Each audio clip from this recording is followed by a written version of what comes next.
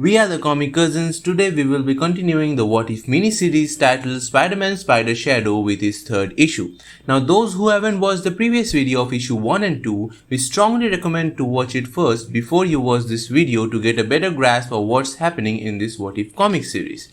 The link for both of the videos will be flashing above at the top right corner of the screen. So now let's jump right into the issue 3 of this What If mini-series and see what's happening.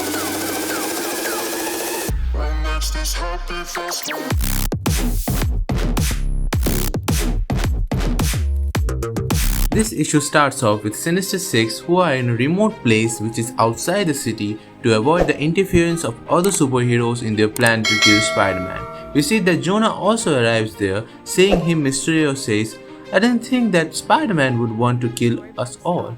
And Electro says, "You were always a villain, Jameson." Then we see Eddie Brock arriving wearing Dr. Octopus' mechanical arms. Seeing him, Jameson gets startled and asks him, "Aren't you Eddie Brock who got fired from the Globe? And where is Dr. Octavius?" Eddie says he's not coming, and I was fired because Spider-Man destroyed my life. I lost everything, all I wanted was revenge. What an ordinary guy could do. Then Jameson asks the Sinister Six, "The rest of you are okay with this?"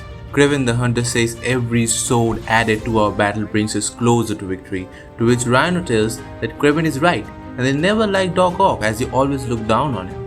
And then Jonah asks, "So this is where we're going to do this?" Mysterio replies, "You can say it. This is where we are killing Spider-Man. If we do in the city, other heroes may be a problem. Now it's just a matter of waiting." Meanwhile, we see Reed is talking with Captain America saying, "I wish I had better news, but I have been trying to find the symbiote but I cannot find anything." Steve says, "My God, Reed, 11 men are dead and we need to find him." Then Reed says, "After what Fisk, which is the real name of Kingpin, just did, I'm afraid he will never stop. I should have done something when I had the chance."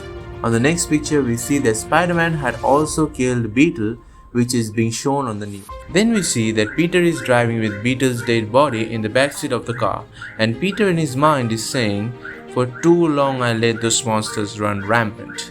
Monsters and cowards. Beetle gave me up with some persuasion, and now what I'm doing?" Then both Peter and Venom says, "Saving people." On the next page, we see that Eddie Brock and Jonah are keeping a watch for Spider-Man. Eddie and Jonah were talking to each other when suddenly Jonah hears something and goes towards the sound, where he reaches there and he sees the dead body of Beetle waved up hanging from the trees. Eddie Brock instantly alerts the others. Then we see Mysterio, Electro and other coming out of the houses where they were hiding. The Mysterio says, "Stick to the plan. Activate your goggles to see the reality." As we see him activating his image inducer to create projections and terrorize Spider-Man. Then we see some cool pictures of the reality projections that Mysterio created with his projectors to scare Spider-Man. Now the Sinister Six is trying to find Spider-Man, but they cannot find him anywhere. Kraven notices a hole in the ground and alerts that Spider-Man was hiding in the ground, but it was too late as Spider-Man then suddenly bursts out from the ground and instantly kills Mysterio. After this, Venom comes out and shows himself saying, "Don't worry, I will make this easy."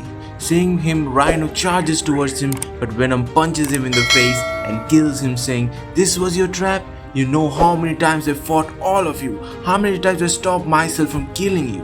Eddie says, "Yeah, well, you haven't fought me." To which Venom says, "Buddy, I don't even know who the hell you are." Then kicking Eddie and knocking him out.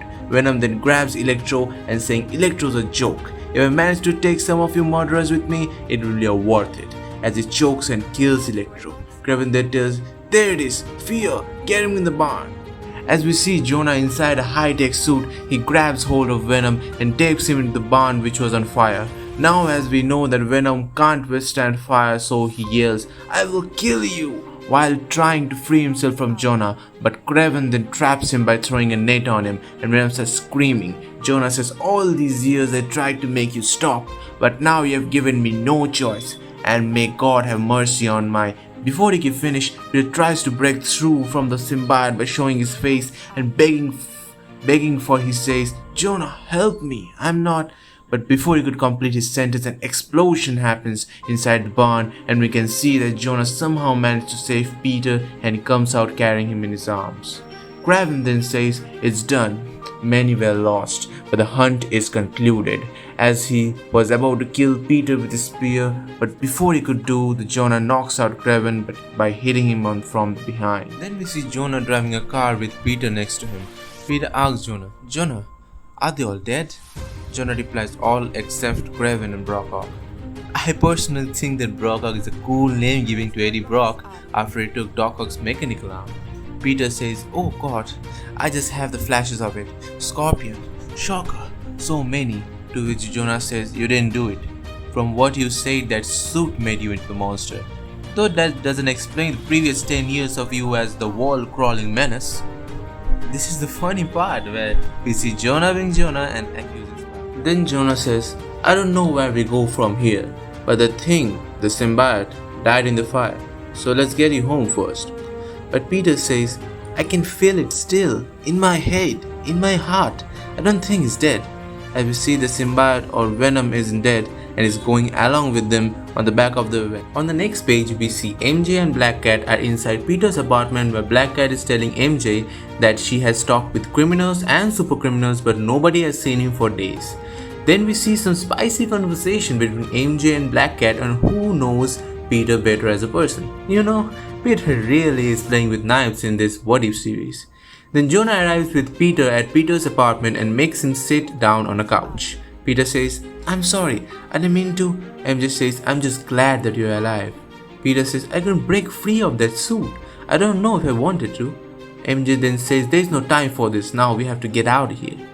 Jonah says, what are you talking about? Black Cat then tells them, the cops just left here, and I'm sure they're watching the place. It seems that Wilson Fisk had one final move.